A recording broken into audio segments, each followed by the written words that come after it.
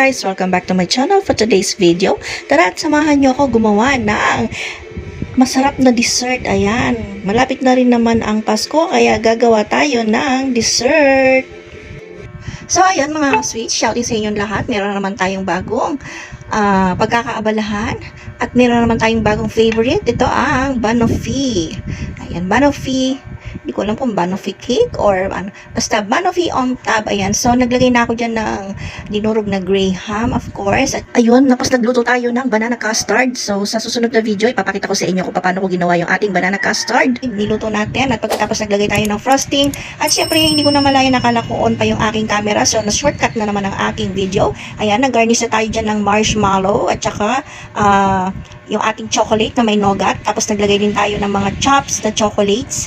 At saka may konting chop or crush na almonds. Ayan, pagkas naglagay din tayo dyan ng caramel. At syempre, pagkatapos natin ginawa itong ating dessert, ayan picture muna, ayan, kuha muna tayo ng magandang angulo, ayan, i-flex natin mabuti, ayan, napakasarap, diba, ayan, at pagkatapos niyan, hindi pa rin ako nakontento, naglagay pa rin ako dyan ng sliced banana, ayan, para lumutang ang sarap at kitang-kita para banana, malaman natin na banana ang nasa ibabaw, at syempre, naglagay din ako dun sa gilid, ayun, diba, ang ganda, mukhang masarap pa. At syempre, palalamigin muna natin, lalagay muna natin siya sa rep. Pero ang nangyari, ayan, pagtingin ko, bawas na. So, pero titikman pa rin natin, nag-slice tayo ng kaunti. Syempre, tikim lang, Ayan, tikman na natin. Excited na ako para malaman natin kung masarap. Oops! Sige, daldal.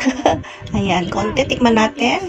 Excited na rin pa kayo? Ako rin excited na tumikim.